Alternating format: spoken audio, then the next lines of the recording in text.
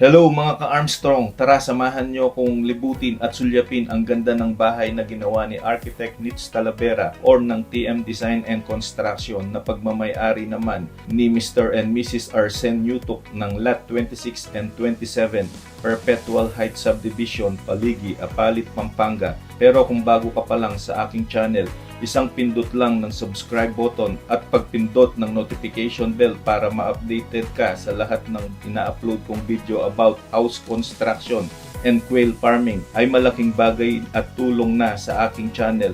At samahan mo na rin ng like at comment kung magugustuhan mo ang video. At para maraming makapanood ng video, pwedeng pakishare mo naman ito. So ano pang ginagawa mo? Tara let's umpisahan na natin ang video pagkatapos ng intro.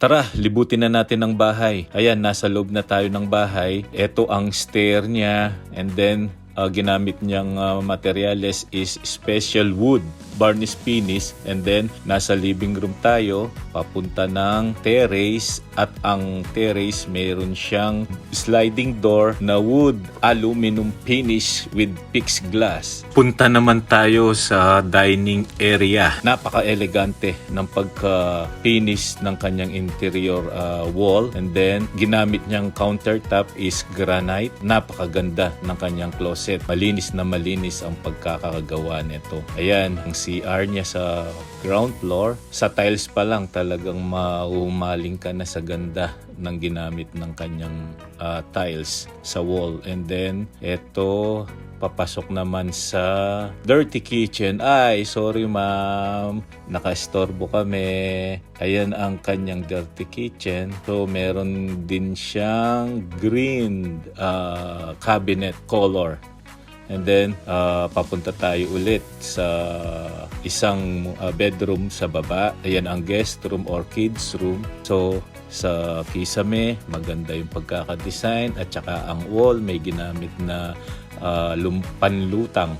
So, lumutang yung ganda ng wall sa kanyang ginamit na materials. And then, for living area, meron siyang dalawang fixed glass from floor to ceiling. And then, akyat tayo sa second floor. Yan, ang ganda ng kanyang stair. Wood finish siya. And then, yung kanyang railing is with side fixed glass and wood railing. Pasukin naman natin ang boys bedroom. Ayan. So, meron din siyang floor to ceiling na fixed glass. And then, yan, maganda rin yung kanyang pagka-interior. And then, dito naman yung hallway papunta sa terrace.